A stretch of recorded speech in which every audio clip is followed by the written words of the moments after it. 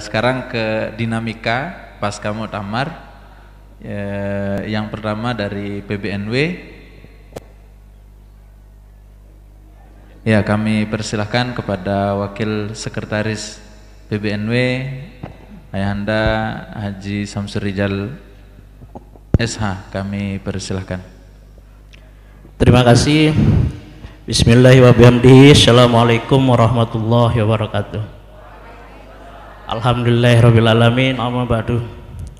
Yang saya hormati, saya banggakan, saya muliakan Ketua Rois Am Hajah Siti Raihanun Zainuddin Abdul Majid. Yang saya hormati Ketua PBNW Maulana Syekh Raden Tuan Guru Zainuddin Asyani, Badan Otonom, Dewan para narasumber, serta pada hadirin yang berbahagia. Sebelum saya menyampaikan tentang sejarah sengketa ya Nahdlatul Wathon, saya perkenalkan diri dulu karena banyak yang salah ini. Ada yang bilang Muhammad Rijal, ada yang bilang ini. Jadi saya perkenalkan diri dulu ya. Nama saya Haji Samsur Rijal. Saya lahir di Desa Jengki, Kecamatan Terara 54 tahun silam. Tapi masih agak muda kelihatannya kan. Ya. Jadi saya dari keluarga Haji Muhammad Amin ya, dengan Hajah Siti Wiasih, Hajah Wiasih. Dengan Ketua Rois Am saya Misan. Saya ngiring beliau sejak tahun 98 dulu.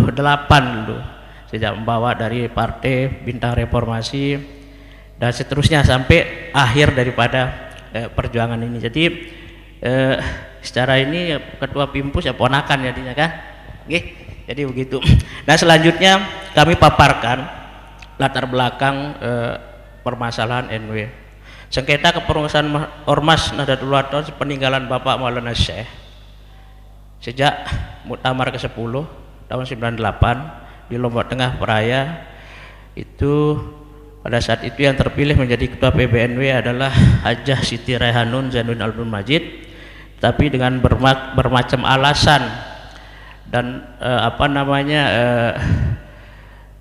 yang dibangun, narasi yang dibangun oleh yang kalah, sehingga mereka tidak mengakui apa yang disampaikan tadi oleh para beliau itu, sehingga mereka membentuk PB tandingan namanya PB Reformasi. Kebetulan saya ada anggaran dasar yang lengkap ini, jadi kita punya semua dokumen yang mereka punya. Nah, yang dia tunjuk pada saat itu menjadi ketua PB adalah TGB Zainul Majdi, yang selanjutnya sejak saat itu tidak kunjung permasalahan tidak kunjung selesai. Permasalahan tidak kunjung selesai dengan tuntas, bahkan semakin akut dan parah berkepanjangan, dan yang berujung ke meja hijau, ke pengadilan kita dari 2014 ya. Tapi alhamdulillah semuanya itu bahwa kita dituduh bahwa mencuri dokumen semua di pengadilan, tetapi pengadilan menyatakan bahwa itu tidak benar, dan yang benar adalah Hajah Siti Raihanun sebagai ketua umum PBNW pada saat itu dan dipatok palu dan ingkrah semua.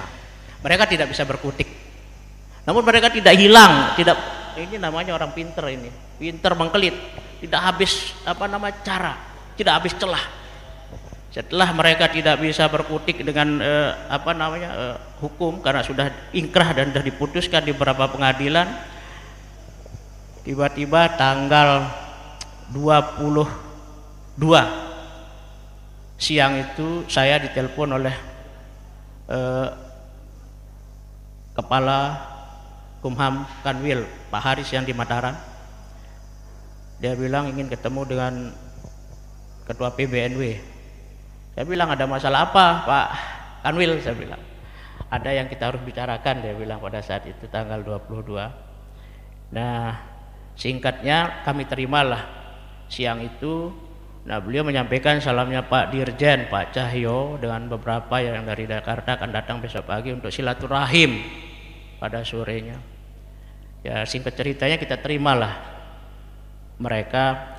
Sorenya kita tunggu sesuai dengan apa yang disampaikan oleh Pak Kanwil Kumham NTB. Yang akan datang pada saat itu sebenarnya cuma dirjen saja. Jadi dirjen Ahok kita tidak tahu akan terjadi seperti yang akan saya ceritakan sekarang ini. Jadi tiba-tiba kami waktu itu ada Pak Sekjen, ya, ada Pak Iwan juga, ada Tuan Guru Anas, ada berapa yang ada hadir. Karena kita akan menerima beliau cuma silaturahim, tidak ada menyampaikan apa-apa. Tidak ada akan menyampaikan yahana yahanu kan pada saat itu, silaturahim saja. Nah, sehingga kita terima biasa saja. Kami tunggu dari jam 4 sore ini, jam 4 sore kita tunggu, kok nggak ada, kita telepon lama, mana ini sebentar saja kan. Tiba-tiba muncul, datang Intel, para Intel semua, Intel datang gini, ada Forkopimda datang, ada Kapolda semua, yuk kaget kita. Ini ada apa? Nah, saya telepon lah yang bersangkutan, kenapa lama ini? Saya bilang, oh tunggu sebentar. Ternyata mereka datang jam, kalau tidak salah jam 8 ya Pak Iwan ya, jam 8 malam, yang tadinya jam 4, membawa draft yang isinya kesepakatan. Ini draft apa? Saya bilang, kebetulan saya yang paling vokal pada saat itu, saya yang melawan mereka. Karena apa? Ini sudah jelas, sudah selesai, kenapa masih harus ada ini kan semua. Nah, tetapi kami ditekan ini oleh dirjen, kalau tidak ini kami akan batalkan semua. Dia bilang, kita diam, kami akan ini semua, karena ini sudah sepengetahuan presiden, macam lah mereka ini. Jadi diinterogasi, sehingga ketua PBNW sama ketua ROISA waktu itu menyerahkan ke bagaimana kan begitu. Kalau gitu dibacalah, singkat cerita dibaca, nanti bisa kita tanya jawab ya, apa yang tidak jelas ini secara ini nanti ditanya ya. Jadi kita bukalah kesepakatan itu, antara lain ada yang kita tolak kesepakatannya masalah logo. Pertama, dia bukan NWDI, namanya NW Pancor di sini. Ya, kita biarkan ya. Yang kedua, masalah logo tidak boleh sama. Tidak boleh sama dengan yang sudah ada. Kenapa? Karena logo dan merek NW sudah terdaftar di HKI, di HAKI, di Kumham. Jadi dia harus membuat latar belakangnya lain, apakah kuning, apakah terserah mereka. Ditelepon lah sama Pak Dirjen yang bersangkutan, ditelepon, dia bilang sanggup. Artinya anunya itu dasarnya ada kuning sebenarnya. Ya. Nah, terus ada poin 7 lagi yang masalah madrasah. Itu kita coret. Ini kesepakatan yang ini kita coret itu, dan kita buatkan dia langsung pada saat itu kita foto bersama. Ada foto bersama, saya dokumentasi semua. Kita foto bersama ini, Pak Kapolda, Korem, Forkopimda dari pusat, ini kita foto bersama. Inilah kesepakatan yang sebenarnya pada malam itu. Dan sampai kita lama berargumentasi ya, sampai hampir jam 1:30 kalau tidak salah. Ya, jam 1:30 itu, sampai jam 2 clear. Oke, kita pulang. Besok dia jam 7 udah ditelepon saya, oh, kayak ini, sampai Pak Kapolda sedikit mengancam. Saya bilang, ini kita draftnya mana? Yang tadi malam kan yang ditandatangan mana dulu draftnya ini? Saya bilang, kalau belum ada draft, bagaimana saya menyampaikan ke ketua PB? Ya udah nanti di sana pokoknya udah clear semua, katanya Pak Yudi. Saya ingat sekali ini, yang kurang ajarin Pak Yudi namanya di Kumham. Dia yang mengetik semua, dan ada foto saya langsung besoknya saya kejar. Dia bilang ke Jakarta seminggu. Akhirnya saya kemarin pas saya di YouTube sudah seperti ini mengancam dia, baru dia datang kecek-kecek bahwa kesepakatan itu ternyata tidak sesuai dengan kesepakatan awal.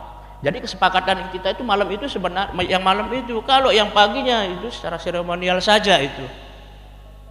Nah, paginya karena tidak sesuai apa yang logonya sama apa namanya, poin 7 yang kita sama-sama sepakat dicoret, muncul lagi di sana. Saya langsung tanggal 24 telepon Kapolda, hubungi semua malam hari itu bahwa ini tidak benar, ini penipu. Saya bilang ini tidak jelas, tidak sesuai dengan kesepakatan kita malam itu. Tadi Pak Kapolda menanggapi waktu itu, ya kita segera bicarakan. Tetapi sampai hari ini kita tidak dikasih salinannya yang asli ini. Kita ini saya dapat dari YouTube. Nah, itulah sistem cara mereka untuk menjebak kita, untuk membuat kita sehingga kita kalah dengan opini dengan mereka. Pertama, dia udah tanda tangan katanya kan. Yang tidak tanda tangan itu kan seremonial saja. Seharusnya pagi itu dia pasti baca dulu, Baru kita masuk ke ruangan itu, di ruangan itu kita udah dikumpuli oleh semua. Jadi tidak ada yang Pak Sekjen, saya berdiri dengan Ketua PB, tidak ada. Kita tidak bisa karena dasarnya itu tidak kita dikasih. Tiba-tiba muncul NWDI kan, muncul lagi yang 7. Nah sehingga pada tanggal 24 ini kita PBMW sudah menolak kesepakatan itu, akan kembali ke aturan, ke hukum. Jadi lebih tinggi undang-undang daripada kesepakatan. Kita anggap kesepakatan ini tidak sah karena tidak sesuai dengan draft yang kita sama-sama ini. Ada foto semua dan bertanggung jawab mereka, dan Kapolda mengakui, dan kejaksaan juga kok bisa begini dia bilang. Jadi dokumen sudah kita sampaikan seperti itu, dan kita sudah batalkan dan sampaikan ke yang bersangkutan. Ya, jadi NWDI yang dia dirikan tahun 2021 itu ormas yang sama dengan NW. Jadi dua organisasi yang tapi identitasnya berbeda. Jadi kalau NWDI yang kita punya adalah madrasah, saya bilang. Jadi bukan ormas. Nah itu sekilas tentang ini. Tapi nanti adik-adik bisa tanya saya, jawab enggak apa-apa. Kenapa bisa begini, biar jelas. Ini secara umum saya kasih tahu bahwa kita dibohongin. Sama dengan dia pidato, biarkanlah Zainuddin Hassani jadi ketua, saya wakil. Itu sudah awal kita perang di media, udah apa, di pengadilan, udah kalah. Baru dia bilang begitu. Coba awal saya udah sampaikan, cabut itu mari kita bicara. Tapi ternyata enggak. Nah tapi inilah akal-akal orang yang memang menurut saya ya ingin menghancurkan organisasi, sehingga kita betul-betul harus antisipasi dengan hal ini. Maka oleh munculnya kesepakatan itu, sekarang kita sebagai warga NW tentunya betul-betul harus kompak dan utuh. Betul-betul bisa membedakan bit dan begang, ke rekat kuning, ke rekat birang deh. Nah itu saja, mungkin nanti selanjutnya apa yang saya sampaikan ini kita lebih tanya jawab sehingga lebih fokus dengan masalah itu. Dan mungkin itu saja. Terima kasih. Wallahul muwaffiq wal hadi ila sabilir rasyad. Wassalamualaikum warahmatullahi wabarakatuh. Pertama ada dua orang menanyakan, kita udah sah, kenapa sepakat? Mungkin perlu pertegasan, padahal sudah dibahas tadi. Kemudian apakah ada diskriminasi sampai saat ini? Kok walaupun kita melawan dengan pernyataan dan lain sebagainya, mereka masih saja pakai surat kesepakatan tersebut gitu. Nggih, mohon ditanggapi. Terima kasih. Jadi kalau kita berbicara organisasi, ya kita dua-duanya sah itu deh. Ya, dua-duanya sah dan berbadan hukum, tetapi berbeda pendiri dan tahun berdirinya. Nah, kenapa dia sebenarnya apa yang disampaikan Pak Iwan tadi itu tidak perlu juga dia ke kita untuk minta persetujuan, tidak perlu. Tetapi inilah cara mereka untuk membuat opini di masyarakat, sehingga kita ikuti maunya mereka. Karena apa? Karena ada di sana Forkopimda pada saat itu. Nah, pada saat mereka menyampaikan seperti itu, kita adakan kesepakatan. Nah, kesepakatan itu pun ternyata dia hianati, dia rubah. Nah setelah dia rubah, akhirnya kita jawab pun sesuai, dan PB menolaknya lagi dengan surat pada tanggal berapa ini, sesuai dengan aturan undang-undang juga kita menjawabnya. Jadi kita kembali kepada undang-undang ormas sekarang. Jadi kesepakatan itu dianggap tidak berguna, sudah tidak kita abaikan kembali, karena ada undang-undang ormas. Di undang-undang ormas itu sudah jelas di sana berbunyi, sebentar, di Undang-Undang Ormas ketentuan pasal 59 ayat 1 huruf E Undang-Undang Ormas berbunyi, ormas dilarang menggunakan nama, lambang, bendera atau tanda gambar yang mempunyai persamaan pokok atau keseluruhan dengan nama, lambang, bendera atau tanda gambar ormas lain atau partai politik. Udah jelas dilarang. Jadi udah jelas dilarang seperti ini, sehingga apa yang mereka lakukan itu secara undang-undang ya ilegal. Nah, apa upaya hukumnya nanti? Nanti kita bicara dengan lebah. Jelas itu kan? Jadi tidak boleh sama. Dan kita tidak ada hubungan dengan ormas lain, dan kita tidak mengurus ormas lain. Yang kita urus adalah ormas NW yang didirikan oleh Maulana Syekh pada tahun 53. Jadi bukan yang berdiri tahun 2021 ya. Jadi itu jelasnya deh ya. Jadi nanti masalah aset kita bicara di belakang. Jadi tidak perlu di ini kan. Karena apa? Masa barang orang dipakai oleh orang kan? Tidak mungkin itu deh kan. Tetapi ada celahnya nanti, ada cara lain. Dan tetap kita memakai aturan dan undang-undang hukum yang berlaku. Kita jangan arogan seperti tahun 98. Ya, mana yang hak dan mana yang batil pasti kelihatan di sana. Jadi masalah aset itu. Jadi, nah masalah perjanjian ini kita anggap sudah tidak ada deh. Apa upaya hukumnya? Sudah kita sampaikan dan sudah penolakan, sudah kita kirim ke yang bersangkutan, sudah kita sampaikan ke mereka bahwa kita kembali ke undang ormas, ke aturan sekarang. Karena apa? Kita sudah terdaftar lebih dulu, baik bendera, baik logo semua.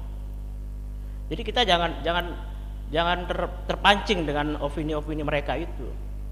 Jadi biarkan, udah jelas di undang-undang seperti tadi melarang. Nah sekarang dia pakai itu kan, apa yang dilarang dia pakai ya. Aturan nanti akan mengatur dia. Cuman sekarang karena apa namanya, mereka sedang menguasai birokrasi semua, ya Pak Dr. Mugni aja sampai terkeok-keok dibuat kan. Nah itu yang harus kita antisipasi sekarang. Makanya kita harus kompak, utuh, bersatu.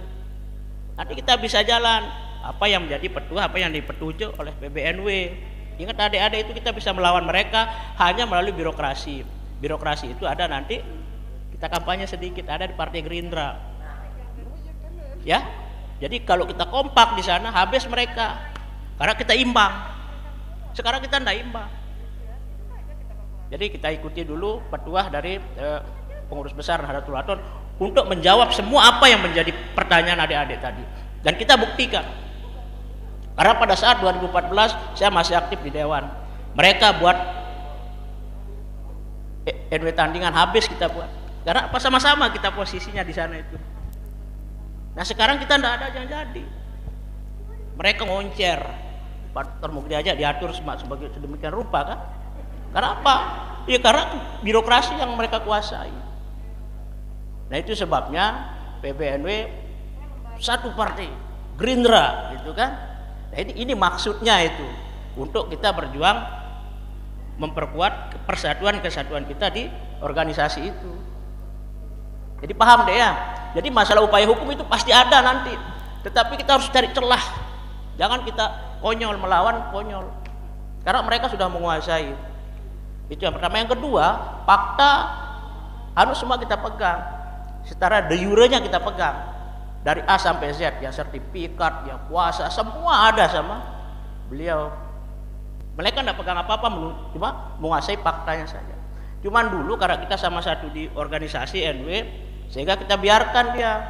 Nah kalau sekarang kan dia sudah pindah rumah, masa dia mau tetap di rumah apa, di bar-bar di sini kan? Pasti itu kalau bukan haknya pasti diambil. Itu, tapi ada celah, ada caranya nanti.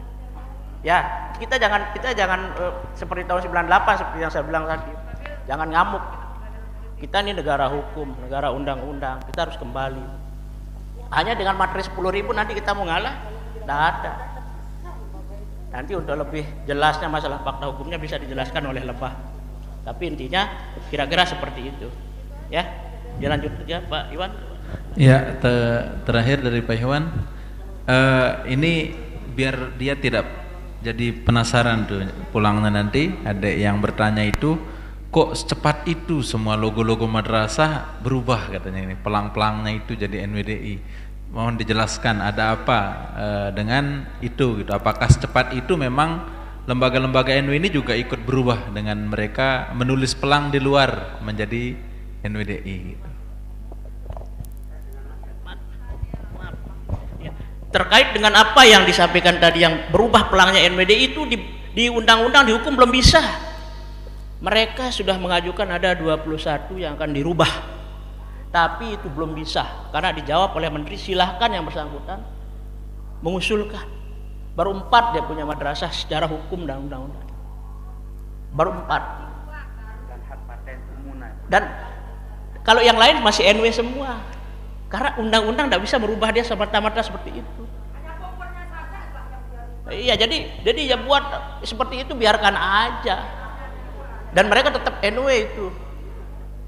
Jadi tidak segampang itu merubah sekarang madrasah NW, misalnya kayak di Jenggi Al Hasaniyah NW, mau dirubah menjadi Al Hasaniyah NWDI berat.